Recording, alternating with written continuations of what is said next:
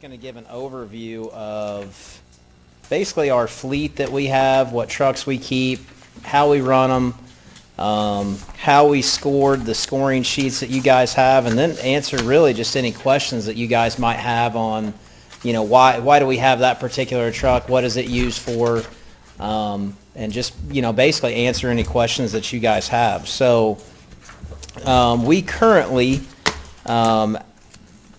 and traditionally, since I've been there and even in years past, we have kept what we would call a Class A pumper, and you'll hear me refer to pumpers and engines all in one and the same. So in the fire truck world, there's engines and there's pumpers, and then there's ladders or aerials, and they essentially do the same function.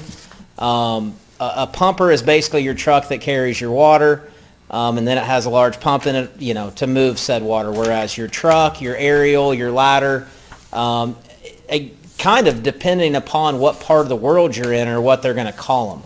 But they're basically, have the elevated ladder or a platform, which would be the bucket. So again, some people will call it a bucket truck. Some people will call it a platform.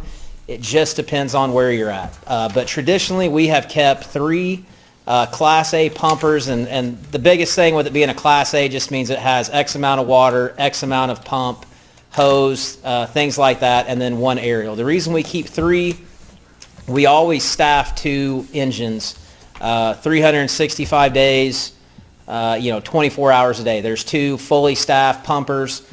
We keep one, which is typically our oldest truck in the fleet, which would be a reserve truck. In the event one of those other trucks is down for maintenance, something happens, we have one ready to go. Just last week, Engine 2, which is our 97, was actually in service for about 6 days as a frontline truck because we were having the brakes replaced on Engine 3. And just with those trucks and parts, they just don't keep them in stock. So it's one of those things where you really don't know. It's hard to say, how often you're going to use the reserve truck. And that's also, if there's a large fire, then it gets brought out as manpower when guys come into the station. So the aerial kind of is job dependent. It's one, too, that if we have what we would call a working fire in the city of Coffeyville, which is any fire where we're going to call in for manpower, that is the first truck that goes out the door when the callback gets into the station. The reason we don't take it first is because if that thing were to park, let's say there was an incident at the Dale Apartments, and that thing were to park, say, on the 8th Street side, once those hoses start coming off that truck, it's set. It's not just a simple, you unhook the hose and move it around the block. So the reason we bring it out third is that way, once the engines get there, they pull lines off. If that aerial device needs to be reset to a different location, we can put it where we need to, depending on the operation. So, in the movies or on TV, you typically see those up in the air spraying water. If that thing goes up and it's spraying water, it's not a very good day for anybody. That would be because it's what we would call a defensive fire where, we're not sending people in. But it can also be used for rescue situations. If we have to get on a roof to cut a hole in the roof, it gives our people an elevated platform to work off of so they're not standing on a slippery, icy roof. So anyway, that's kind of the background of what trucks we keep, why we have them. There's some other smaller trucks, which we call squads. So you may see them in the vehicle replacement guideline as S1, S2. Basically, those are pickup trucks that have a smaller 150 to 300 gallon water tank on them, typically used for grass fires. I will tell you, Squad 1, Squad 2, and Hazmat 1 were all received to us through grant funds. So Squad 2 was a Firehouse Subs grant. Squad 1 was through Homeland Security back in 2005, which has since been replaced with Hazmat 1, but we still maintain ownership of it. So other than, the yearly maintenance costs on them, those three trucks were essentially given to us at no cost to the city. So the vehicle replacement guideline that I presented, okay, that's the each truck has its own file. Where I got that from, that's not something, trust me, I'm not smart enough to come up with that. That came from the American Public Works Association. So this was I would say a tool that I got from the fire chief in Andover, Kansas by the name of Chad Russell. He was the fire chief in Cherryvale for numerous years. They did a large fleet replacement when he first became chief roughly 7 or 8 years ago. So I reached out to him, said, hey, we're trying to upgrade our trucks. What did you do to show that there was a need? And that's what he gave me. So the vehicle replacement, where it's got basically the table and it's got the color coding on it where it tells you the way they scored those. If you go to each individual truck, it tells you how they score. And essentially what they do is they give 1 point assigned to the age of each truck. It's 1 point for every 10,000 miles or, I believe it's 500 hours. It assigns it a point. The type of use, which is basically just, is it a light use vehicle, like it's just the hazmat truck, for instance, would be assigned to 1 because it's not used very often, whereas engine 3 gets ran every single day. It's probably more of a 4 or a 5. So that's where the scoring came from. Do I think that, if you go to the first where it's got the table with the color coding, it shows engine 3 is just good replacement, but hey, it's getting real close to qualify. Do I think it needs replaced? No, that's not what I'm saying. This is just basically to show you the age of our trucks, how many miles, how many hours that are put on them. And one thing that I would say with that is these are it's not so much the hours and the miles on these things as it is the age, because you have a lot of weight. You have water that sets on these trucks constantly. There's valves, there's seals, there's electrical issues with them. So it's not so much the hours or the miles on here that we're saying these are just high mile trucks.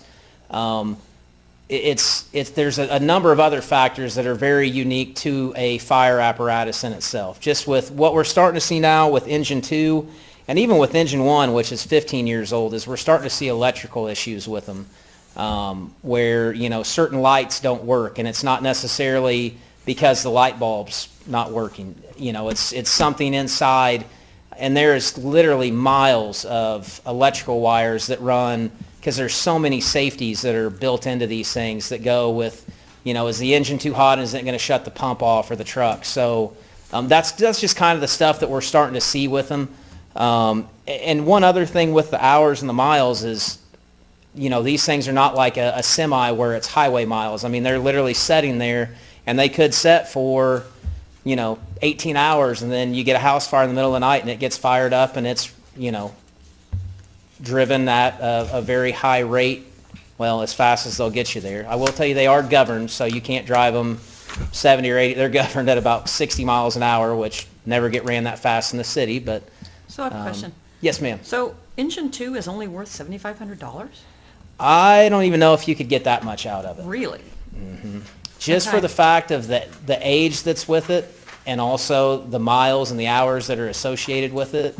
And it's hard to, like one thing it tells in here, if you go to like the individual page, it shows the value remaining at Kelley Blue Book. Well, Yeah, that's what I was yeah, looking I at. couldn't get on Kelley Blue Book and find out what a 1997 Pierce Contender is. So that's basically just going to Brindley Mountain Fire is one of them. That's where we found the aerial that we're looking at. And so that's basically just getting on there and finding comparable prices.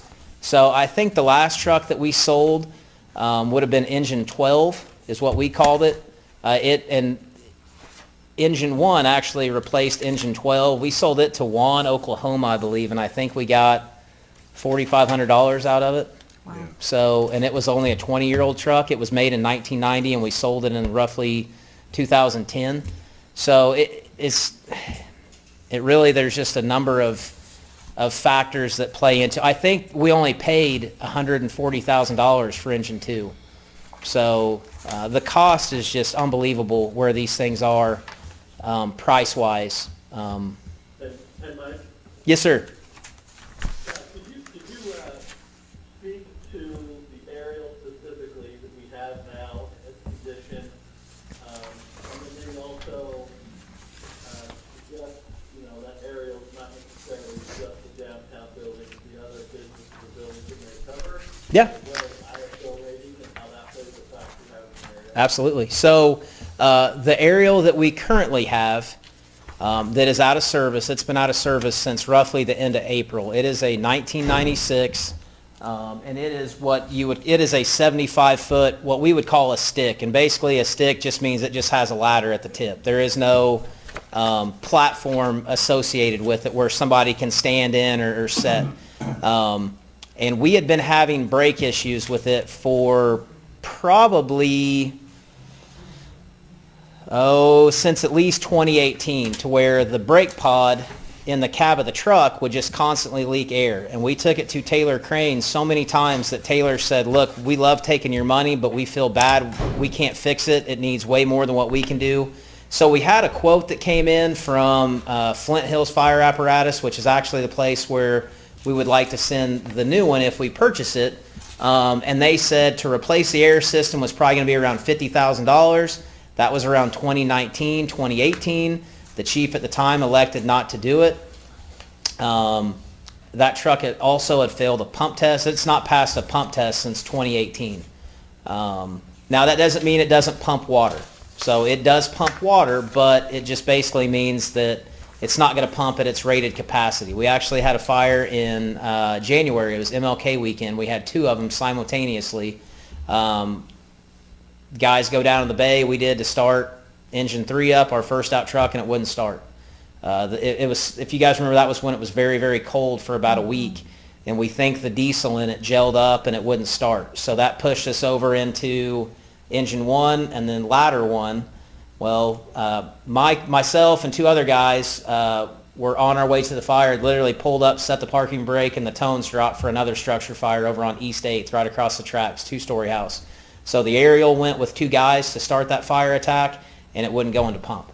So we sprayed water off of hydrant pressure for the first, which again, luckily we're blessed with very good hydrants, but so after that, we said, hey, let's get somebody in here to go through the entire truck, see what's wrong with it, what it's going to cost to fix it. We had a place called Conrad Fire Equipment, which is out of Olathe. They sent a mechanic down, and he said, I honestly can't tell you 100%. Low end, we think probably 180. High end, mid threes. Median, probably somewhere around 250 to 300,000. But he basically said, look, it's like it would be like renovating a 100-year-old house. You just don't know 100% until you get in there to start looking at things. The aerial was leaking. The entire air brake system needed replaced. We used to be able to start the truck up and it would build enough air to where we could at least release the parking brake and we could drive it. And then even though it was leaking air, it would build up enough to keep the truck running. But it got to the point in April where it was leaking so fast it couldn't even hold up. We'd pull it around the block to flow test it on a Monday. That's our major truck check day. We'd pull it around the block, and by the time we got it around the block, it'd have about 30 PSI in the air tanks, and the parking brake wouldn't release. So at that time, we said, look, it's not safe. We just need to take it out of service. So that's where it's basically set since then. So since that time, we had been looking for other trucks, awaiting to see if we qualified for the grant, if we got the grant, if we didn't.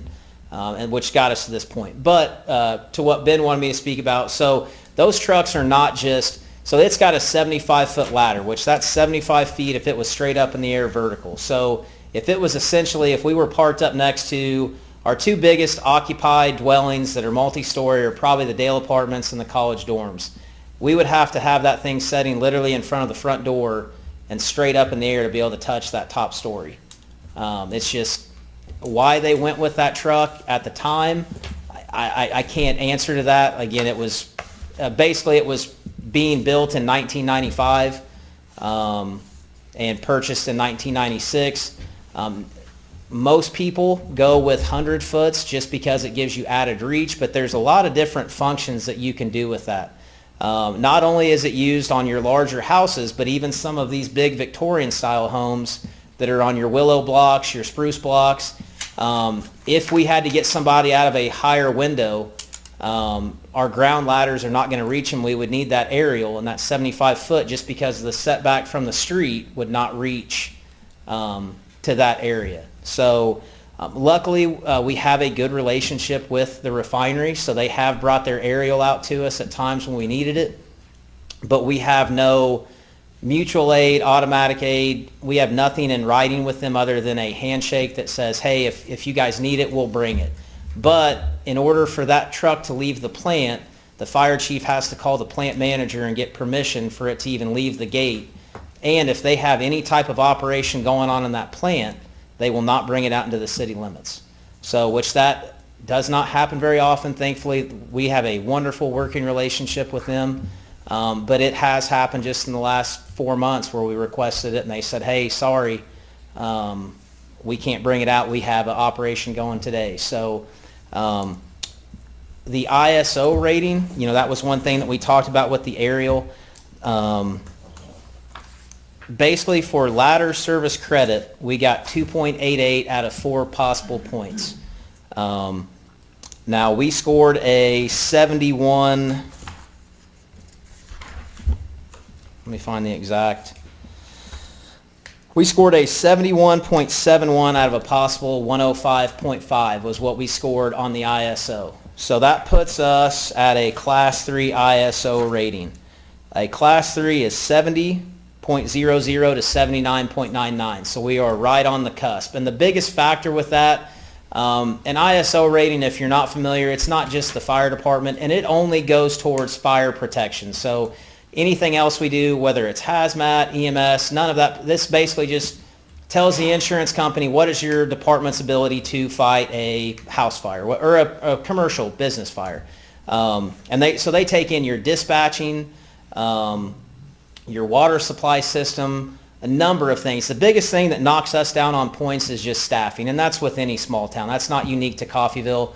I think out of a possible 15 points, we scored a 4.2 in credit for company personnel, which basically just says, if we wanted to get higher points on that, it just means you need to have more daily staffing in order for that to happen. So it's not a per capita? No, they just assign they have an equation where they take what your on-duty staffing levels are, where they're stationed throughout the city, how far they can get to, and with our minimum daily staffing of 5, and then they gave us credit for 2 on-call, even though we don't have a true on-call person, that's where they got the 4.88. So we scored a 71.71. If we had no aerial, that takes off 2.88 points, which I don't have my calculator on me, but it drops us down to a 68 and some change, which then takes us from a Class 3 ISO to a Class 4 ISO. I can't tell you what the cost savings are. That all has to do with your insurance companies. I don't think any residential homeowners would see a hit on that, but your business owners would see a hit in their fire insurance premiums. And again, I don't know. They don't have that in the information in there.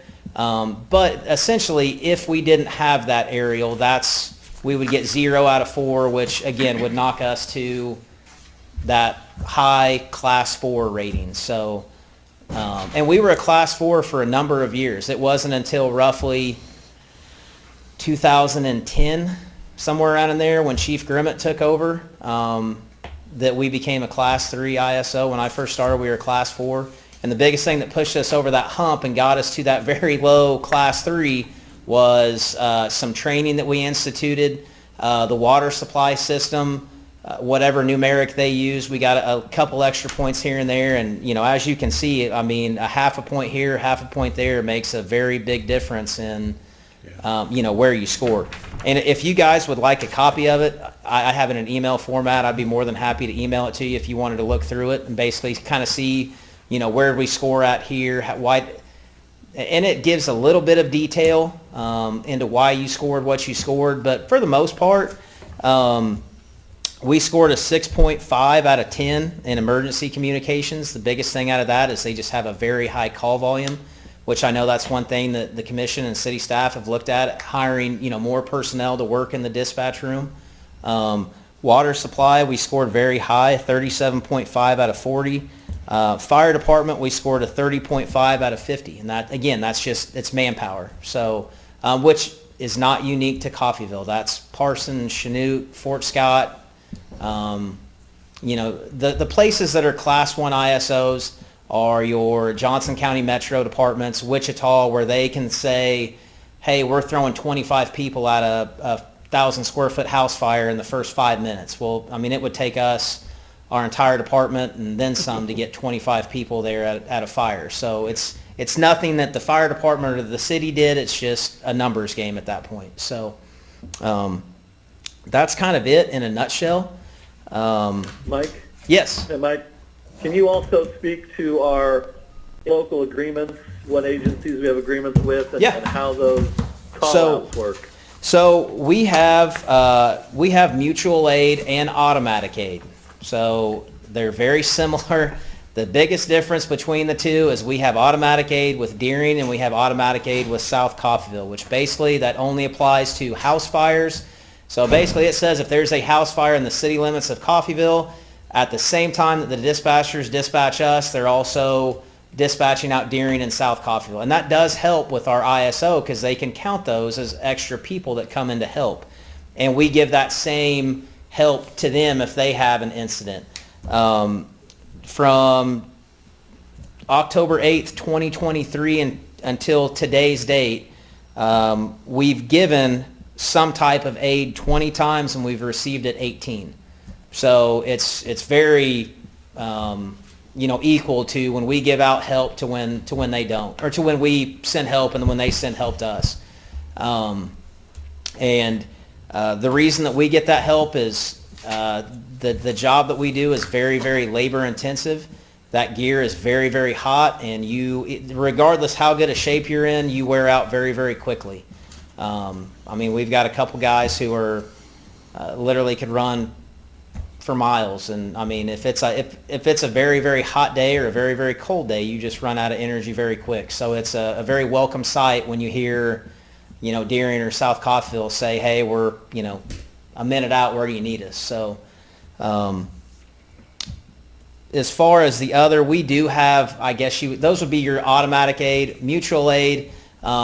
We go and help Liberty probably, I would say, on average twice a year. Most of the time it's when it's very close. We had a house fire out there probably 2 months ago that was about a mile north of CVR on Sunflower. So, you could see the glow from the city limits, so it was very, very close.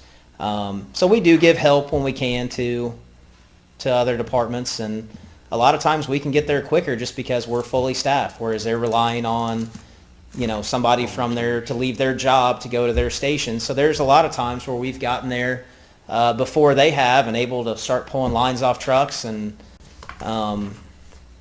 so. Great. Hey, if I may, commissioners, quickly, and hopefully you can all hear me. Sorry about the voice here, not being able to be there in person.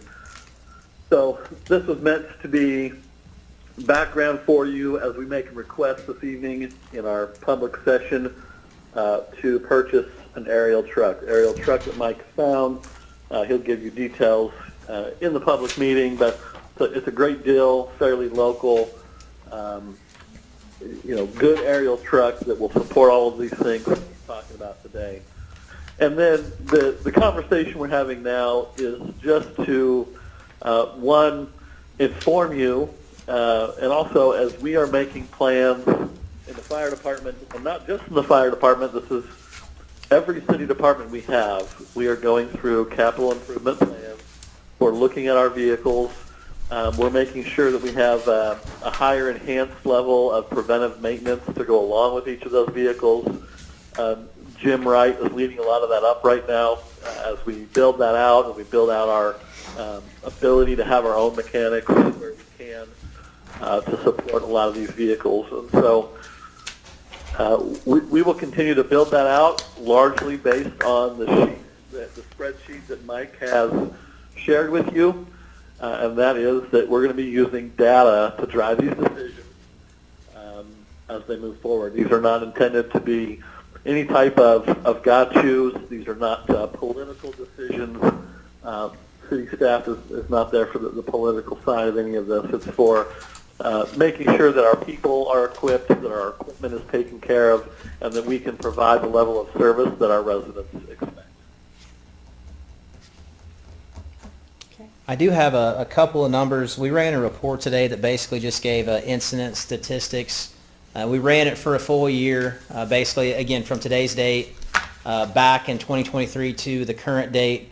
In that time, we have ran 1,257 responses. Of that, a little under 60% would be what we would call EMS, medical responses, and that could be a number of things. That could be, somebody that fell out of their chair and they just need help up, or it could be somebody in cardiac arrest. We always, anytime there's a fire report, it has a different, and all of our stuff is computer-based now, but there's different modules you have to fill out if it's a fire versus a medical. So if it's any type of fire, it always asks for a pre-incident value and what our estimated losses were. So for pre-incident value, we typically try to go off the county tax rolls. We'll just do a parcel search to get the address and see what the pre-incident value was. For losses, it's really just kind of a crapshoot on what we think, depending on how burned up the house was. In that year, the pre-incident value, and again, this is just for fires, was valued at over $2.5 million. Okay, and the losses were only around $820,000. So that essentially saved, over $1.7 million of property values, whether or not they were businesses, homes, things like that throughout that time. I know there was some discussion from a former chief talking about a medical response SUV, smaller truck basically, to go and respond to these emergency medical incidents, EMS responses, which is not a bad thing if you have the staffing to do it. The problem with it is if we were to be out in, say, this emergency vehicle Tahoe, right, and then a house fire comes in, a car wreck, whatever, now we have to go back to the fire station to get the fire truck to then go to this next incident. And just to put that in perspective, we did that 185 times last year, or in that year span where we were at one call and got sent to another incident. Actually, my very last day as a captain, we were actually at Pickwick for a medical call, and we're literally sitting at the stairs getting ready to go down when our tones went off, and the firefighter said, it'd be funny if it was a house fire, and it sure enough was. We had a house fire in the 200 block of West 2nd. So again, does it happen very often? No. But in that instance, if we were in, say, that SUV for that call, now we're backtracking to the station to get a Class A pumper to go back across town. So is it a option? Yes, it is. But the places that do it because they have the staffing where they can dedicate 2 members to that SUV, but still have their complement of other people to man their larger trucks, because I couldn't imagine how terrible of a feeling that would be, driving back to your fire station to get your fire truck to go. And in our world, matter of seconds can make a very big difference in not only the outcome of victim survivability, but just in how much of a total loss or damage does a house have. So anyway, I know that was kind of a question that had been asked by some people, but that's kind of it as far as our fleet goes in a nutshell. If you guys had any questions, I would be more than happy to answer them. So how we found the aerial, why they're getting rid of it, any questions you guys have, or even on the questions on the other trucks we have, I'll be more than happy to answer them. So. Well, I have a question on the 2 engines, 1 and 2. Realizing that there's a lot more discussion that will take place, and as city manager has been mentioned, we'll be taking a look at a lot of data. Sure. And we want to make sure we've got as much data and information as possible. But given what you know, all factors considered at this time, as much information as you already have, which of those 2 would you consider needs to be replaced first? Engine 2, with zero hesitation. Okay, number 2. Yeah, okay. Number 2. It is a 1997, so we bought it right around the time we bought Ladder. It's a 1997. It's got just turned over 100,000 miles, and it's got roughly 11,000 hours on it. So it's a commercial cab chassis. So it's essentially a chassis that you would see on a dump truck or something of that sort, where they then put a pump and a body for a fire truck on it. I mean, it still drives. I mean, like I said, we literally used it last week, but it's just one of those where every year we see something new that comes up wrong with it. Like I said, right now we've got electrical issues where certain lights don't work. The pump panel lights don't work. There's certain emergency lights that don't work, and it's not just replacing a bulb on it that's the problem. It's chasing it farther down into the truck, and again, you're talking miles of electrical that's with it. So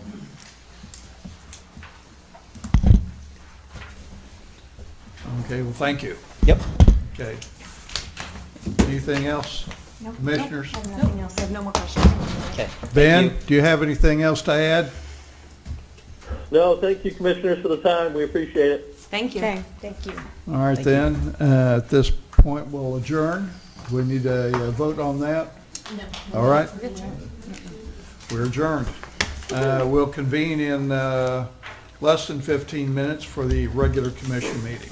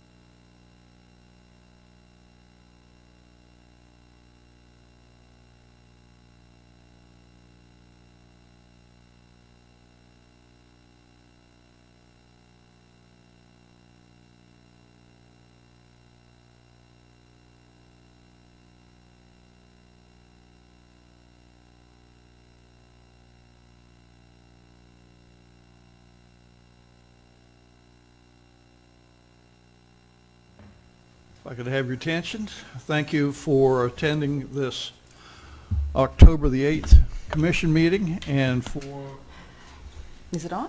yeah, you turned it off. Now it's on. Well, no, it's not on. It's on. Okay. Commission meeting of October 8th, 2024, and call to order. Commissioner Edwards, Here. Commissioner Van Oster, Here. Vice Mayor Faulkner, Here. Commissioner Maples, Here. and Mayor Hendricks is absent this evening. All right, this time we'll have the invocation, Pastor Judy Mustin from Life Point Church, and we'll follow it by the Pledge of Allegiance, and please remain standing. Father, we just thank you for Coffeyville. We thank you for your wisdom, knowledge, your understanding, and your counsel as they lead and they guide, they navigate our great city. In Jesus' name, amen. Amen.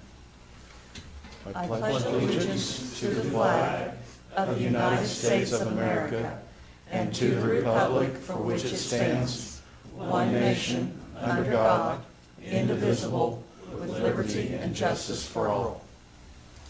Thank you. Thank you. All right, review of the agenda. I will move to amend the agenda to remove the discussion on the Coffeyville Fire Department fleet from new business and remove the executive session. I'll second. It's been moved and seconded. Any discussion? Call for vote. Motion is made by Commissioner Van Oster, seconded by Commissioner Maples to amend the agenda to remove the discussion on the Coffeyville Fire Department fleet from new business and remove the executive session. Commissioner Van Oster, Aye. Vice Mayor Faulkner, Aye. Commissioner Maples, Aye. Commissioner Edwards. All right, next is the consent agenda. Number one, City Commission meeting minutes of Tuesday, September 24th, and special City Commission meeting minutes of Wednesday, October the 2nd, and Thursday, October the 3rd. And item number three, 2024 appropriation ordinance number AO-24-19. First, any additions or corrections to any of the meeting minutes? I have some additional information in the way of the appropriations ordinance. First of all, our payroll this period in the amount of $586,152.28. We have Algier Martin and Associates for $14,350. Asplund Tree Service for tree trimming, $12,866.05. Atmos Energy, $53,509.76. Hawkins Incorporated for chemicals, $16,460.35. Kansas Department of Revenue, that's state and city taxes to the Department of Revenue in the amount of $54,091.20. Kansas Municipal Energy Agency, $13,200. Live Healthy Montgomery County it's a distribution for opioid fund in the amount of $35,400.75. Lowe's business account for the housing project, $13,095.31. Meriton Health, and that's for health insurance and life insurance, $140,953.80. Midwest Electric Transformer, $57,701.03. SEK Ready Mix, $23,086. Martin, was that for street repair? I believe so, that's correct. Okay, thank you. Submit Fire and Security for an alarm system for the Boys and Girls Club, $17,066. Telex, $31,748.58. And Commercial Bank for fire truck purchase, that's a loan repayment in the amount of $30,000. Oh, that's not this time. Never mind. Sorry, that's an old one. All right, then, any questions on any of those appropriation ordinances that Commissioner Maples mentioned? How about any additions or corrections to the meeting minutes, number 1 or 2? I'll move to approve items 1 through 3 of the consent agenda as presented. Second. Motion is made by Commissioner Van Oster, seconded by Commissioner Edwards to approve items 1 through 3 of the consent agenda as presented. Vice Mayor Faulkner. Aye. Commissioner Maples. Aye. Commissioner Edwards. Aye. Commissioner Van Oster. Aye. All right, then, a appropriation ordinance, item number 4 on that list. So on the second page of your documents there. Move to approve item 4 of the consent agenda as presented. Second. Motion is made by Commissioner Edwards, seconded by Commissioner Maples to approve item 4 of the consent agenda as presented. Commissioner Maples. Aye. Commissioner Edwards. Aye. Commissioner Van Oster. Abstain. Vice Mayor Faulkner. Aye. All right, at this point, we have comments from the public. Any citizen desiring to address the commission shall be recognized, advance to the podium, state his or her name and address for the record. Comments shall be limited to 3 minutes unless extended by a vote of the majority of the commission. The commission does not hear matters involving litigation or city personnel. The commission does not take action on subjects not on the agenda unless unusual or hardship conditions exist. Citizens may address the commission on agenda items as they are brought to the floor. Sorry, I should have sat there, I guess. Name it. Lisa Burkover, I live Yeah. at 506 Elm.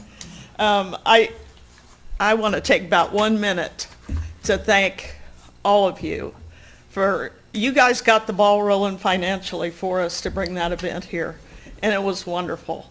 The other person, Jared's not here, we could not have done it without him and his crew out there. I kind of lived out there for 4 days, and Jared kind of did too. Anything we needed, Alex isn't here, and he came and pitched in. It was just wonderful. I don't have any numbers yet. I can tell you that we had about 260 school kids on Thursday and Friday.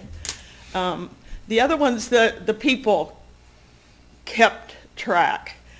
And if I came with 4 other people, I registered, so they didn't know exactly how many people, but he estimated 800 to 1,000. So as quickly as we did that, that's good numbers. There was a lot going on. So it was very cool. Thank you so much. Thank you very much. Thank you, Welcome. Lisa. Very It good. was a significant effort to get that here, and we appreciate everything you did. Thank you. People just kept saying what's coming next, so.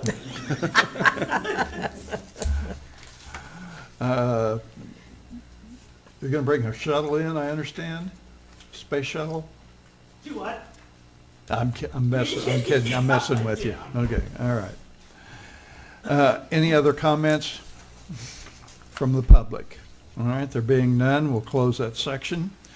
Now we'll move on to regular agenda items. Public hearings, special presentations, and proclamations.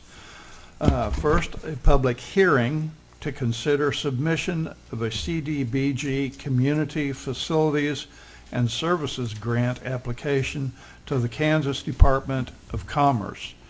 Director of Community Development, Amber Dean, will make comments, and representatives from BG Consultants are in attendance, I believe? Yes. Yes. All right. You have the floor. Okay, we are here for a public hearing on our hopefully second and last CDBG application of the year. We are doing a community center out at Feaster Park. I will have Clint Hibbs come up, take the floor, and he'll explain the PER and everything that went into developing this plan. Thank you. Good evening, Commission and members of the community. My name is Clint Hibbs. I'm an architect with BG Consultants. We've been facilitating an exploration of a potential community center for Coffeyville, and it's in the Feaster Park area of the community.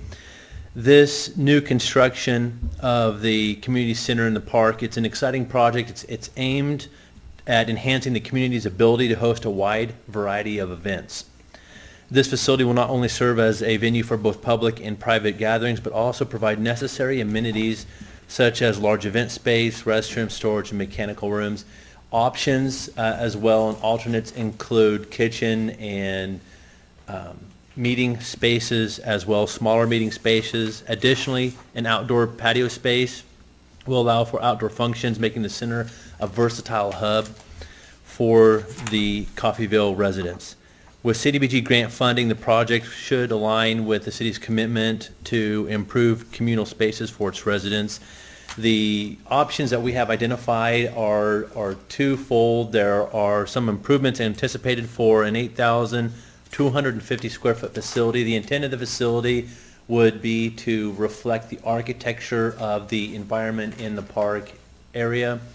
It would have a construction that would be economical to be a pre-engineered metal structure, but that exterior would be something that would be designed to be either a stone or a masonry that would match in, like I said, with kind of that park aesthetic that you currently have, if that's the desire of the community. We've worked through several work sessions with the city and staff to kind of understand a potential location for this particular facility. It's located near the museum and near the water park. There are plans to improve the fountain within the area of this particular improvement, as well as a potential improvement for, I believe, the lazy river, which is listed as well as an improvement alternate option for this particular project. So the intent is to have a venue space that could accommodate upwards of 300 to 500 residents or occupants that might be visiting this community. It would obviously be a positive impact on the community, or at least that's the intent, and provide a venue space that isn't otherwise provided herein. I mentioned a little bit about the architectural aesthetics of the space. That would be developed after the initial application towards CDBG, the Community Development Block Grant. Upon award, we would have continued engagement with the community to continue to explore exterior elevations, the interior design of the building, the amenities associated with that. But for the most part, the idea of this as an event center would be the primary cusp of the intent as a venue space. To give you an idea of the cost per square foot, a lot of times cost per square foot in today's market can range anywhere from $300 to $325 per square foot. We anticipate a venue space like this to range around $275 per square foot. And so there is a total budgetary value for the phase one or the preliminary improvements of $2.27 million, with a potential additional $1 million associated with additional kitchen and meeting spaces and circulation that might be added as an alternative addition to this particular project. With that, if Amber, you don't have anything else you want to add at this time, I can turn over for questions to the community and the commission. The particular unit that does have the kitchen installed, Can we open the public hearing officially? Yeah. Yeah. You need to okay, open all right. I will now open the public hearing to receive comments regarding submission of a CDBG Community Facilities and Service Grant application to Kansas Department of Commerce. All right, so what is the total cost for the facility that includes the kitchen?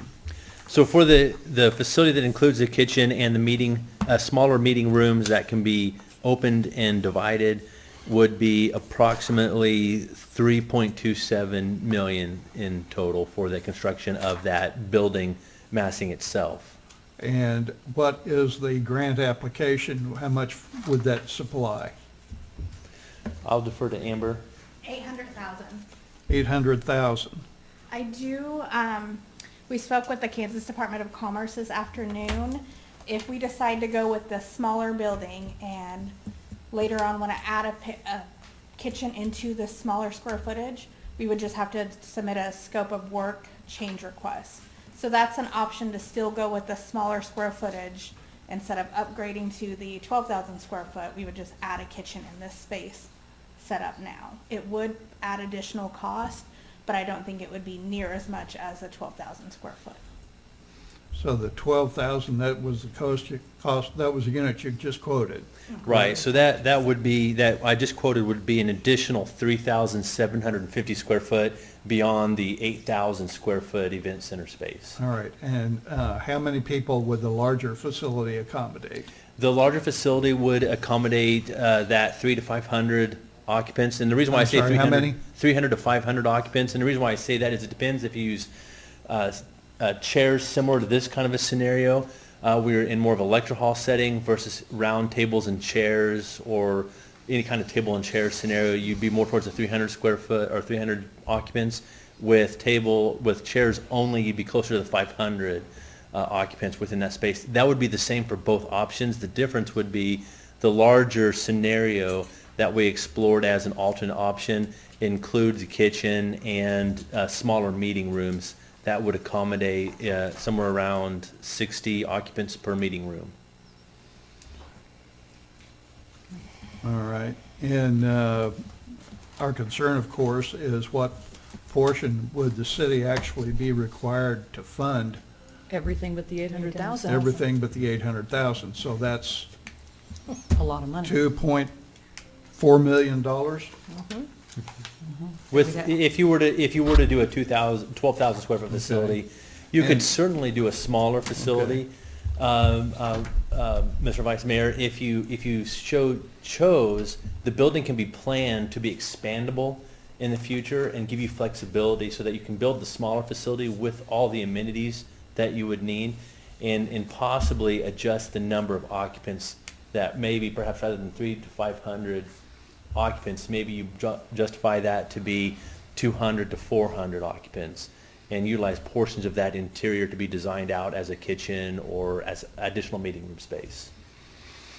Are there funds, other grants or anything like that to help the city with that building, or is the CDBG and that's it? CDBG's, that's it. That's the one that would fund this building. No, in addition, we couldn't get additional funding. At this point, no. So we would have to come up with all the additional funds ourselves. If we went with the larger project, if you go with the smaller building, you're looking at 1.7 as a match, which is still a considerable amount, but it's not the 2.5 that.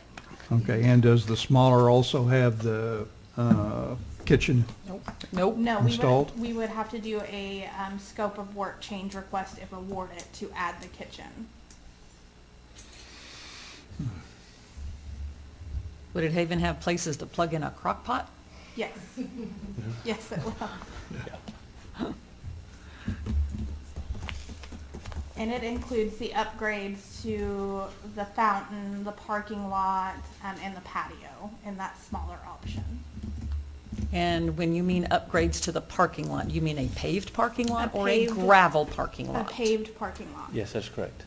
Okay. Okay.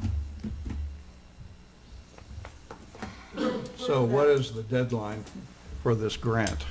It's due by November 1st. Due by November 1st. Yes. All right. So tonight I have to have a decision on which option you're going with. Whenever we pass our resolution, we have to have numbers entered into those resolutions. Why can't we wait until the next meeting to get a full commission here?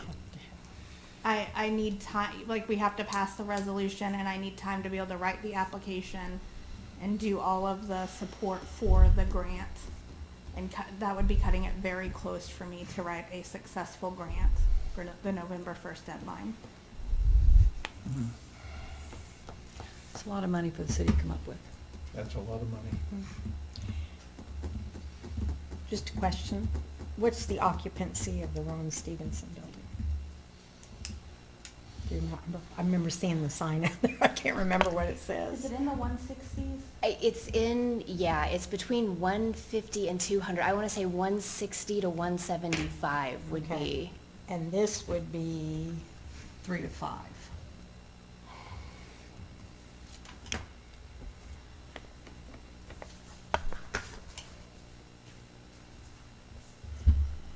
I think we had somebody in the audience sending that. Well, I wondered about the parking lot. Is it, Come up to the where microphone. is it? Come with up. the- You're welcome to come up if you'd like. Sorry, we're a I TV was production wondering now. about the parking lot and the museum. Is that the big square? It's right, it butts up to the museum, and there's dedicated parking stalls. Okay, I was clear over there on that side. Basically redoes the museum parking lot as well, and it designates parking stalls for the museum. Obviously, anybody that goes to the museum can utilize this entire spot. My other question is, it'll be a rental space, Yes, so rent through the city? yes. Has there been any, what's the ROI on this project? How long does it take? Or would it ever pay for itself? No, It would never pay for itself. not for a very long time. Okay. That was What's- a rhetorical question. but I What's wanted- the possibility of saving some money by doing a gravel parking lot? And I'm just throwing that out there, because concrete's expensive. Concrete is expensive, and that's the basis that we have for the expanded parking lot. Certainly, if the city is approving of gravel, we would certainly install a gravel parking lot. I would say only those required for ADA accessibility would need to be concrete paved nearest the building entrance. One other thing is city ordinance requires all parking lots to be a permanent surface, not a dust-free surface. Okay. So. So asphalt that's or- not an Asphalt option. or concrete without Okay. doing some significant ongoing maintenance. There are options, but it'd be a yearly treatment, sometimes 2 or 3 times a year, depending on the weather, to make sure that that actually stays dust-free. Okay. Frank? I just had a couple of Questions? things. Sure. So, Go ahead. I know when the guard was looking for places to rent in this area, to hold 300 people, the only place we had was the college. We've looked at the bank down here on 8th Street, that they redid. It don't hold 300. No. I mean, but What about we're the really in Tri-Form? competition with other cities at this point, because Independence has a nice facility. You can't just look at this. This probably will not pay for itself. But people that come and maybe use that might be staying in hotels or buying stuff at a local store or something that way. So there's other things you may want to look at other than just the price of that. It's going to be a big chunk of money, I get that.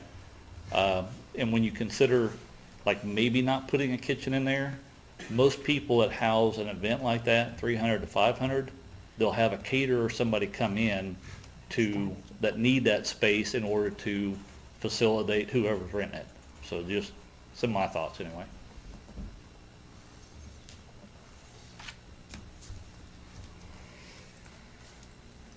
Anybody else want to come up and speak for or against?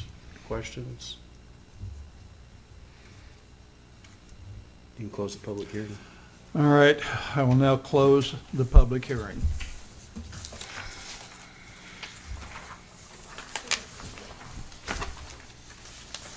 So the next item on the agenda, this is item number 2, that is for the grant, correct? Yes. All right.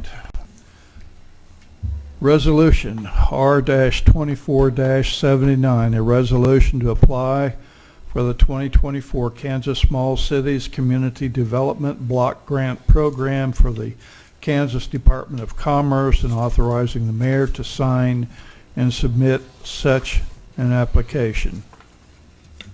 So this resolution is giving the city permission to submit the application. We do need a decision on which option, if any, you guys want to move forward with. Now, this is also not guaranteeing we will get the application. That is correct.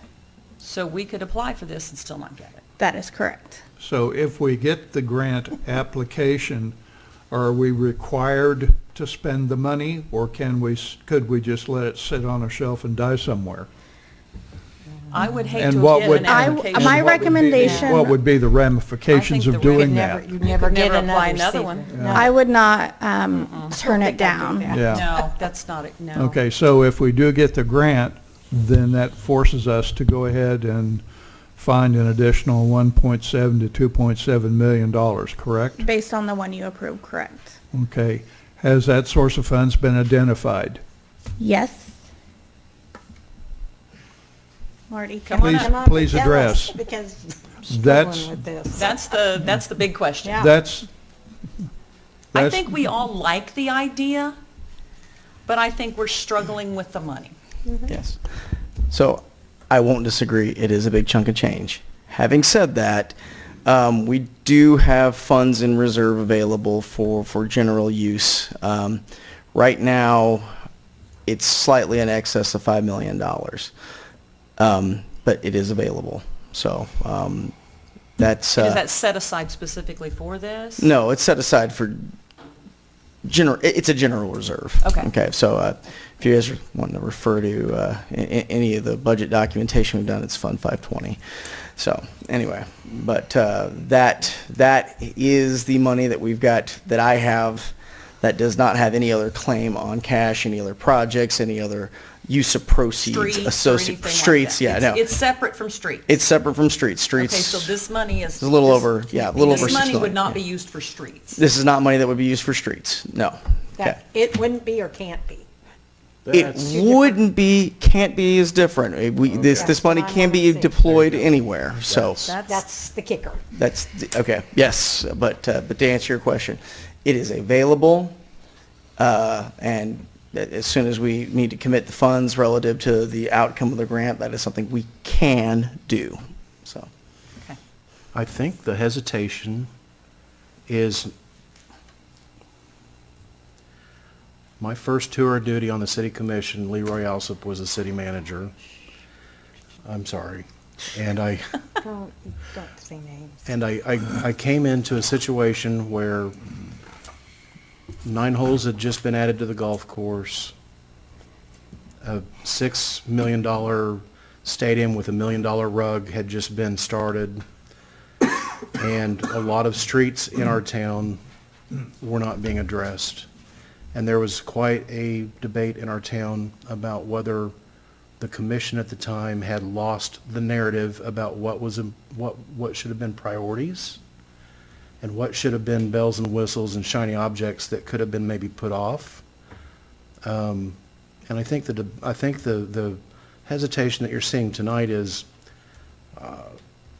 I drive the city streets, they drive the city streets, the same city streets you all drive, and when you have a limited amount of resources, money, you have to determine how to best utilize that money. Would it be nice to have an 8,000 or 9,000 square foot, new facility to host events and have a kitchen in it and a lazy river at the aquatic center? Yeah, it would. But, it would also be nice to drive down Sunflower and not feel like you're driving over a minefield. It would also be nice to, drive down West 7th or West 6th Street in the west part of our town and not feel like you're, taking the well-being of your car into jeopardy by doing so. I just think that we're really apprehensive about going for a bright, shiny object when we've got so many streets in town that are in dire need. And if I'm speaking out of turn, I would welcome anybody to speak up. I mean, if I had my way, we could do both, but I don't know that that's an option. So now, and this money that you've presented here, that doesn't include the lazy river, does it? No, it does not. Yeah. The 1.7 See, that does doesn't not. even- Yeah, no, I realize that. I mean, Yeah. and not, So I'm just saying. yeah, I know. I just want to make sure to the public because that's, yeah. This is That's a just the separate. building. This is just the building, parking lot, and the fountain. And the fountain is relatively inexpensive. We're going to do that either way. From The my fountain's going to be understanding, fixed, and yes. it's going to be operational next year. I mean, No. obviously, this is your guys' decision. I'll support whatever you want. But we do have plans to repair streets. We have applications going in for Sunflower, for the truck routes. We do have plans to make necessary repairs to our streets. I understand this money can go directly towards streets and not depend on grants, so it is ultimately your call, whatever you see fit.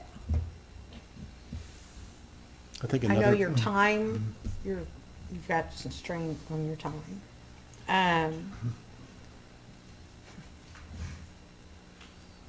When is the absolutely latest? Well, oh, Just a Yeah. minute, Let her let answer her, your let me question. finish. I didn't hear you. when is the absolute latest that we could approve this? It's I not mean, going to get No, approved, just be it's not going to honest get with approved what, tonight. your work, I understand. For me to be Yes. comfortable in writing a well-competitive grant, tonight is my latest. Like, I need to know what we're doing, that way I can work on the actual application too.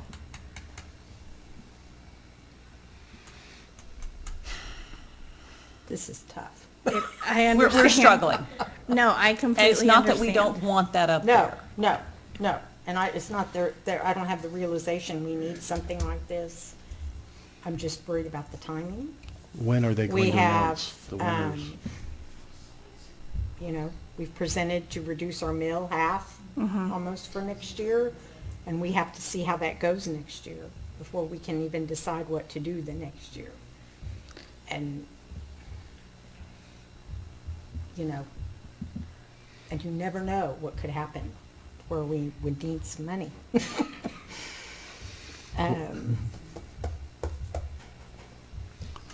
Boy. When is this supposed to be awarded? They're saying that they'll let us know by the end of the year, January 1st. So I will say, I'm 100% in favor of this project. I think it's we need event space, we need a building. It would not kill the city to take a break from getting a CDBG grant. We've gotten one every single year for the past 5 years. It wouldn't hurt us to take a break. Do they get fatigue in awarding the same cities every single time? They do. So this may be the one to wait, and sit Step out? back on. step back and wait the rest of the year out. Think And it, take a breather rethink it. and, Because we've already got one for this year. I mean, yes, we've got the commercial rehab we received, and then we had the trails that we received at the end of last year. So, I mean, yes, this would be the year to take a breather if you wanted to. And we could use this, they'll do 2 rounds of awards next year, presumably? It'll just be one round. I do not know if they'll open up the community facilities category again next year, so I don't know if this would even be an option 100% for an application next year. That's the goal, that's the plan. Yeah. All right, Commissioners, just as a procedural item to remind you, a lack of a motion up front, Yeah. the resolution dies. Yeah. Okay. So I will ask, do I hear a motion to approve?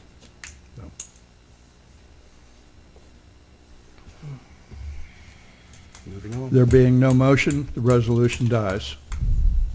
Thank you for your. Thank you. For your work, Amber. We do Yeah. appreciate it. But That's don't not- put this in the trash. Hang on to it. We won't, Okay. don't worry. We will need this. All right. The next resolution ties into this grant as well, So so, we'll have to, yeah.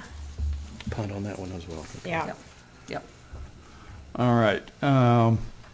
Question is the item number 3, is that a resolution, is that tied You to? still, That you- yes. that's the one that's You tied still to, have yeah. to call for it, and we just, All right, it'll then. die for lack of. All right, Resolution R-24-80, a resolution assuring the Kansas Department of Commerce that funds will be continually provided for the operation and maintenance of improvements to Feaster Park to be financed with Community Development Block Grant funds. Do I hear a motion to approve? There being none, the motion dies. Old business. There being none, moving on to new business. Resolution R-24-81, a resolution to authorize the issuance of a purchase order for a steel custom-based utility pole for the North Industrial Park Substation Distribution Line Improvement Project to Utility Pole Services for the Electric Department. Executive Director of Electric Chris Weiner and Superintendent of Electric Distribution Steve Pratt will make comments. Gentlemen. Good evening. Good evening. Thank you for having us on the agenda this evening. we have a utility pole out at the North Industrial Park that needs to be replaced. It's part of a large project.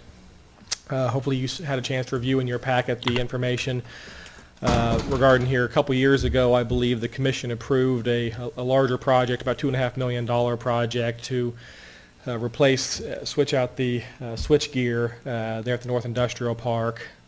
This is a part of that project. It was one portion of the project, unfortunately, that was somehow missed in that project. That this is expected to cost about $500,000. We do hope to overall. Hopefully, you saw that in your report. Don't want to surprise you with anything when we come up again here and at a later meeting, we're requesting somewhere to the tune of $400,000. But this is the most expensive component as far as a one piece to that pie, which is a utility pole. It's a corner pole. And I can let Steve speak to a little bit more of the particulars regarding that. But this is a 65-foot custom-made pole that's coming from Texas, being shipped to Illinois and then back to us. Essentially, this is replacing a wood pole that's right at the bottom. I think we had some pictures in there for you to see the existing pole that we have. This pole is expensive for just one pole. $90,000 is not customary for just one utility pole, but it is a self-supporting structure. It's a self-supporting pole. If we were to have a tornado, I was just visiting with Steve about this today, it'd probably be the only thing standing out there left, because this pole should really be able to handle pretty much anything. The footprint is much smaller. We're not going to have any guys with this, which is a big deal, especially in that area, because we have some pretty significant gas lines in that location, and so those our guys can have a very detrimental effect on gas lines. And if we're trying to, if we end up putting a wooden pole there, let's say, or even a ductile iron pole, like is the plan for the remainder of these poles we're going to install with the remainder of this project later on, with all those guys, if we have to drill at 2 a.m. in the morning to install a new pole because, hey, we had a storm and that pole came down, we could have some problems. We hit a gas line, etc. So we want to really try and avoid that. Reducing risk is important. So this is a permanent structure that we should never have any issues with. You'll notice that at both industrial parks and New Generation have large metal structures for this reason. They are permanent. They're poles that we should never have to worry about again in our lifetimes. So that's certainly an advantage. And another big important piece to this is that alternatively, if we were to go a different direction, we might have to go in a different footprint to be able to install the guys, etc. And that could negatively impact our ability to expand our generation out there if we wanted to expand Generation 2 plant. So that could impact our ability to do so effectively. So this is something that is on a little bit of a time frame crunch. We're trying to get this project, as far as this the switch gear overhaul, as well as the distribution system upgrade, done here at the beginning of the next year, January to February time frame. And so this pole is a little bit more expensive than what poles we could get, comparatively speaking, but from a time frame perspective, we're going to be able to get it here in time, and so that's a certain advantage. We'd have to postpone the project or realistically go with a cheaper pole, go with a wooden pole and use guys, etc. If we decided we didn't want to spend the money. So in the future, certainly we will try and make sure that, hey, we don't miss these types of things. I would attribute it, to be honest, just I think that there was a lot going on here in the past year in terms of electric projects, and so without a director to try to help things along, I think some of those things just kind of got missed. So that's one of the unfortunate pieces here. We probably could have saved somewhere to the tune of $10,000 to $20,000 on this pole if we'd have been able to get it ordered here a year ago or so. But it's just one of those things. I think that in this particular instance, it's the right course of action to take. I was interested in the part that, did you or did Finance highlight this section? It says overall station upgrade costs are estimated at just under $2.5 million, which staff intends to fund through electric reserves. Can you address that? Yeah, so that was highlighted for Kevin Merceberg. Kevin's not here this evening. He's out this week, but wanted to highlight for your attention that that was the original plan here 2 years ago. That's still the plan today. That report was put together by Mike Shook, and so that's still the game plan. As I indicated, here 2 years ago, when this plan was put together, the expected cost was right about $2.5 million. With inflation, even over the past 2 years, we still expect to be able to come in right around that cost, even adding this $500,000 expense that was missed at that point in time with this distribution upgrade. We might come in just slightly over that based upon where the labor costs come in, but we're hoping to be able to keep it right around that 2.5, 2.6 number, even with these additional costs coming in that were missed. So we are excited to be able to make that happen. Good. So even with the box checked above on this that says, under new appropriation required, you got an X in the yes box, that highlighted area means essentially the net cost is zero. Is that what you're saying? So in terms of new appropriations, it was budgeted. So we had $2.5 million in this year's budget for this particular project. We're not going to end up spending all of that $2.5 million this year. We've already spent a decent chunk of that. We even spent some of that in last year's fiscal budget because we've spent engineering dollars to cross, what was the name of the engineering company? Cross Discipline. And so the engineering costs of over $600,000 were included in that $2.5 million number. All right. And so we've been paying that over the past couple years. That was the short answer I was looking for. Thank you. Yes, sorry. Commissioners, any other questions? Move to approve resolution R2481 as presented. I'll second. Motion is made by, Discussion? Any further discussion? We just just took a did. vote. Nothing. Call. We just did. motion is made by Commissioner Edwards, seconded by Commissioner Van Oster to approve Resolution R-24-81 as presented. Vice Mayor Faulkner. Aye. Commissioner Maples. Aye. Commissioner Edwards. Commissioner Van Oster. Aye. All right, thank you. Thank you. All right. Thank you all. Chris.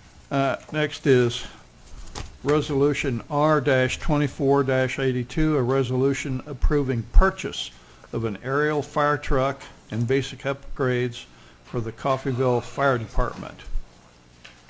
Fire Chief Michael Connor will make comments.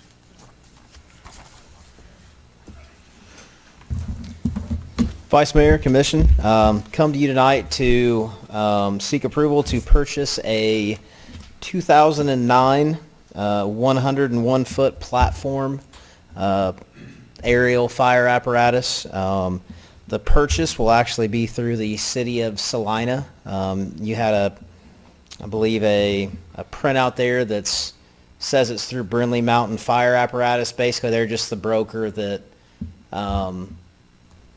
shows the truck to anybody that wants to look at it. So, but it's located in Salina, Kansas. As we speak, it's actually still in service for the city of Salina. We don't expect to take delivery of it until possibly sometime after the first of the year. It's dependent upon when their new aerial apparatus is delivered and they get training on it. So, again, it's a 2009. It's 101 foot. You'll notice it's got what we would call the platformer, a bucket to the front of it. It's got a 2,000 GPM pump. It's got very low hours and very low miles on it. It's got just right at about 14,000 miles and around 1,500 engine hours on it. So pretty low for the age of the truck. So there's also an item in there. If we were to get approval to purchase the truck, we would then like to take it to Flint Hills Fire and Equipment, which is located in El Dorado. They've got mechanics that do nothing but work on these trucks, basically just to go through it, check out the gauges, the pump, make sure everything's in good working condition. It does have a up-to-date pump test and aerial test on it. So everything's up to date in working order, but that way by the time we take delivery of it, we know, there's no issues with it. And we're asking for that to not exceed more than $25,000. So be happy to answer any questions you guys have. And Just so that the public knows, because our special meeting before, work session before wasn't on TV, I don't think. But can you explain the difference? I mean, the height you will gain So- and the advantage to having that? Yep. So currently, not not currently, but in the past, we have had a 75-foot, what we would call a stick, which is basically just an elevated ladder where there is no platform for the firefighters to be in. That truck is currently out of service. It's been out of service since roughly April of this year. We do not have a exact cost on it just because they haven't got into the truck itself to see exactly what all is wrong with it. The estimates were anywhere from, again, $150,000 upwards of $300,000. So we just put it at, hey, it's probably going to be somewhere around $225 to $250 to fix it, but we don't know. Just because there's a big factor in it is, being that it's a 1996, they just don't make parts for that age of truck anymore. So that truck is a 75-foot truck. That is if it was vertically raised with, no angle straight up and down, which makes it very limited on the places that it can reach. So we would use this truck for a number of things. It could be used for an elevated rescue from somebody from a rooftop, a window. We can use it for a platform to work off of if we have to get on top of a roof to make a cut in the top of it. So it can be used for a number of different factors. So hope that answers your question on that. So again, like I said, it is currently in service. We actually had a guy in Salina at a Homeland Security meeting when we first found this truck, and he actually went by the station, looked the truck over, said it's in fantastic condition. The reason that they're replacing it is the city of Salina is purchasing a little over $10 million worth of fire trucks. They're replacing all 7 of their frontline apparatus. They expect them to be delivered sometime between now and sometime after the first of the year. So that's why we don't have an exact, definitive day, hey, we'll have it this day. But we expect sometime after the first of the year, probably February. I've spoken with the deputy chief in Salina. He's offered to send a couple of his guys here for a couple days to give us any training we might need over the truck at no cost to us other than a hotel room or someplace for him to stay. So, and just to put in perspective too, a brand new truck, if we were to purchase a brand new truck with these exact specifications and it was a brand new piece of equipment, it would be upwards of, on the low end, 1.7 to 2.5 million. I believe the truck that Salina bought that they're replacing this one with was about 2.2, 2.3 million. So it's a considerable cost savings. We did apply for a grant called an AFG grant, which it's a FEMA Assistance to Firefighters grant. Amber wrote a fantastic grant. It's very competitive. They get typically around 22,000 submissions. Oh, good grief. It's $324 million, but of that $324 million, only 15% is allocated towards a fire truck. And, with the cost of these, the money doesn't go very far for those things. So I said, I read through the grant. It was a very good grant. It's just, it's very, very competitive in that nature. So we have sought other ways of funding it. And just haven't been, I guess, lucky enough to receive one yet, so. All right, thank you, Chief. Yep. Commissioners, any comments? No? All right. I will move to approve Resolution R-24-28 as presented. 82. 82. What did I say, 87? Motion is made by Commissioner Van Oster, seconded by Commissioner Edwards to approve Resolution R-24-82 as presented. Commissioner Maples. Aye. Commissioner Edwards. Aye. Commissioner Van Oster. Aye. Vice Mayor Faulkner. Aye, Thank you. Thank you. thank you.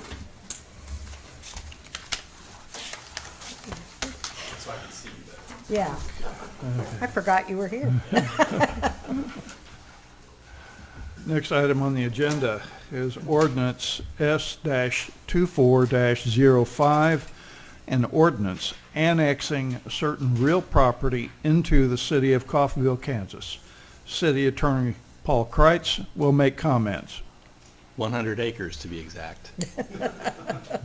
The one time when the topic of annexation probably isn't going to bring much controversy. This has to do with the property that the city purchased, and I don't really have anything to add to my comments in the staff report, just to say that This will be brought in as an agricultural use, which is how the property is currently being used, and as the property is developed, it'll be rezoned to support whatever development occurs. And the envisioned development is R1 single-family residential homes. That's the vision. Apartments and not income-based. Okay, question though. If we annex it as agriculture with the intent to change zoning by block at some future point, if someone comes in and decides they're going to use it for agricultural uses, could they just go in there and do it, or do they have to come to the city to get permits? Well, the city owns it. It's the city's property. They can't build anything on it. Okay, so it just would be strict, they would not have access to it. It's city property, It period. is city property. So Okay, the city thank you. controls it. Well, if there's no questions, I move to approve the first reading of ordinance S-24-05 as presented. I'll second. Motion is made by Commissioner Maples, seconded by Commissioner Van Oster to approve the first reading of ordinance S-24-05 as presented. Commissioner Edwards. Aye. Commissioner Van Oster. Aye. Vice Mayor Faulkner. Aye. Commissioner Maples. Aye. All right, next, city manager's report. City Clerk Melissa Carter will give a report. Good evening, Vice Mayor and Commissioners. We continue to be extremely busy here at the city, and we have quite a lot of community events going on. So we will start with Clean Up Coffeyville. That is starting next week. That's where the tree dump will be open extended hours for city residents to dispose of bulk trash items. They must show a driver's license or a bill with a Coffeyville address, and individuals will be responsible for unloading their own items. So the tree dump will be open extended hours Monday through Friday. That's October 14th through the 18th from 10 a.m. to 6 p.m. On Saturday the 19th, it will be open 8 a.m. to 4 p.m. and Sunday, October 20th, 12 p.m. to 4 p.m. Items accepted, furniture, appliances, residential building materials. If you do have a refrigerator or air conditioner that you're bringing, you have to show the certificate attached that the Freon was removed properly. Items they are not accepting, tires, contractor building materials, household trash, household hazardous waste. For the household hazardous waste, we actually have Montgomery County Household Hazardous Waste coming Tuesday, October 15th from 8 a.m. to 2 p.m. in the downtown parking lot, south of Commercial Bank. So that's when you can bring things like antifreeze, paint, transmission fluid, batteries, and dispose of those type of items then. Along with that, they will be doing a drug take-back Saturday, October 19th at the police station from 9 a.m. to noon. Items accepted, unused expired prescriptions, over-the-counter medications, pet medications. They will not accept aerosol cans, needles, inhaler, lotions, or liquids. So this is a good opportunity to dispose of some of the items. Directions to the tree dump, you just go to First and Union and follow the signs. I will be posting on Facebook later this week, early next week, step-by-step instructions on how to get to the tree dump, because it is pretty easy to get turned around going out there. So that's all for Clean Up Coffeyville. The Housing Department has officially listed the two homes at 904 and 908 West 9th. They are still under construction, but they have been listed. We will have that information pushed out on the city Facebook and website in the next few days. And anyone wanting any information on that can contact Cynthia Decker in the Housing Department. The November 5th election is only a month away. Voters will be asked if the 0.5% citywide sales tax for general transportation improvements shall continue. As we all know, this is not a new tax. That current tax will expire March 31st of 2025. So you will start seeing some informational flyers being circulated, posts, and also start hearing some radio ads. And of course, if anybody has any questions on that, they can feel free to call the city clerk's office, and I can help them with that. We do have some exciting news. We did get the police department grant in the amount of $106,584 that will fund the co-responder position. So we were Very thankful to Amber for writing and getting that grant. Also next week on Monday, we have the Big Boy number 4014 train that is making a stop in Coffeyville. It will be at the Union Pacific Rail Yard.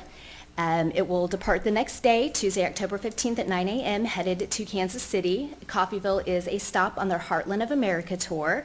The Public Works Department has been working on a plan to make sure that spectators can view this safely, as you know, the rail yard is still active for regular operations. The entrances from 14th Street will be blocked to make sure that there's no foot traffic through there for safety. The best area for viewing will be along Atlantic Street.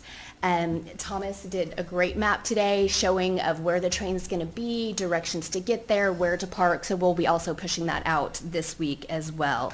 And we'll also let people know when it gets here on Monday. It should be mid-afternoon sometime, but we'll let everybody know when it's here, so people can start viewing that.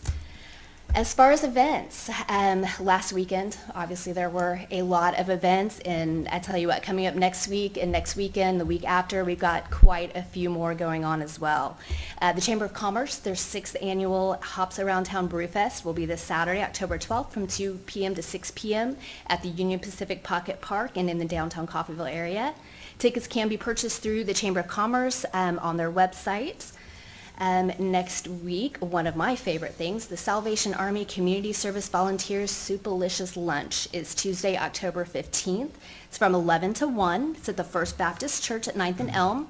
Cost is $7, and the funds help to serve those in need in our community. If you've never been, it's great. Next week also starts a lot of Halloween events in Coffeyville. Spooktacular will be Thursday, October 17th from 4:30 to 6 p.m. in downtown Coffeyville. The Visit Coffeyville Haunted History Tours are next Friday, October 18th and Saturday the 19th at 8 p.m. Tickets are $20. They can be purchased through the Chamber. The Coffeyville Rec Commission, they are hosting a Bootacular 5K run on Saturday, October 19th at Walter Johnson Park.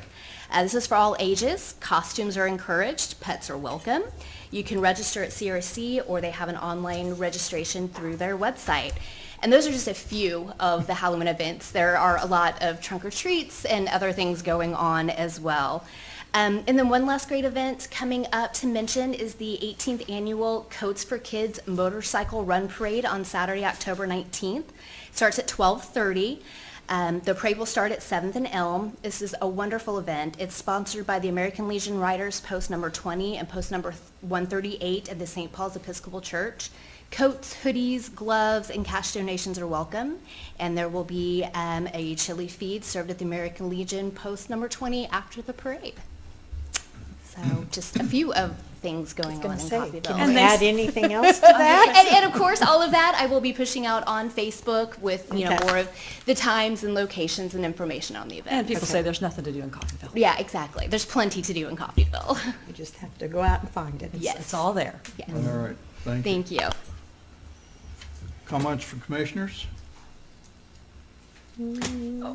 Dalton Defender Days over the weekend. Big turnout for that. I worked at the museum all day, and living in Coffeyville most of my life, it's like, okay, Dalton's, yay. But I was just thrilled with how many people came from out of town to come see the raid. I mean, it just was like, I guess it was just shocking to me. I mean, we had people from south of Springfield. We had families from Arkansas. We had 4 guys drove in from Chicago to see the Dalton raid. A couple from Colorado had been planning a trip to come see the Dalton raid for 2 years. And it's just fantastic how many people this brings in to Coffeyville. It's a great event. I just think we get kind of complacent with it because we watch it all the time. And it was very nice. It was just, if you haven't been out to watch it in a few years, come back and watch it again. We get them every time. Yeah. It's close sometimes, but it still happens. It's close sometimes, but We beat the Daltons every time. Yep. The only thing I have to say is July sales tax receipts came in. They were, the 2024 receipts for July were up 15.9% over the year before. And we are now only down 1.65% for the year to date. And we should probably catch that before the end of the year. So we should end the year up. It's looking good. All right, there being nothing else on the, first of all, any other comments? Commissioner?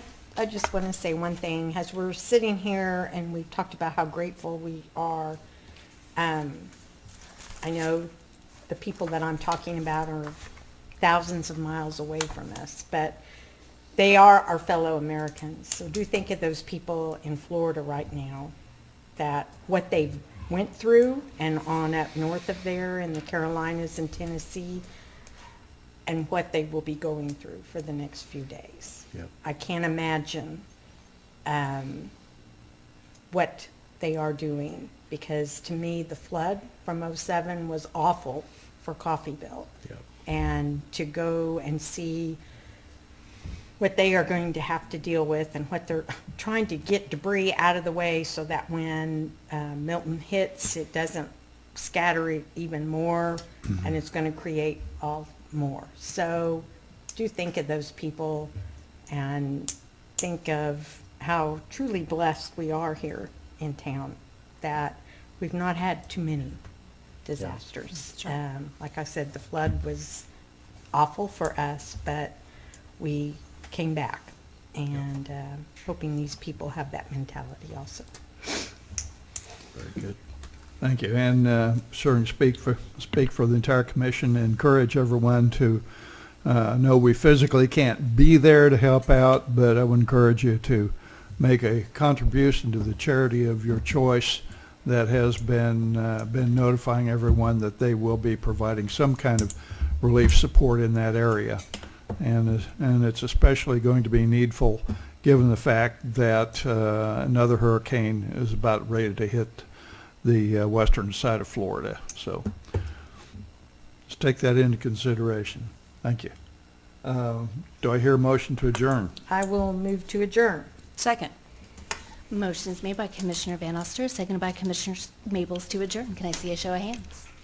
Thank you.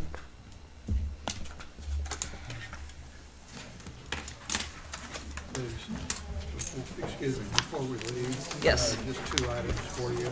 Yes. The comment that I made about the annexation property, that was just to allay the fears of anyone that out there that might be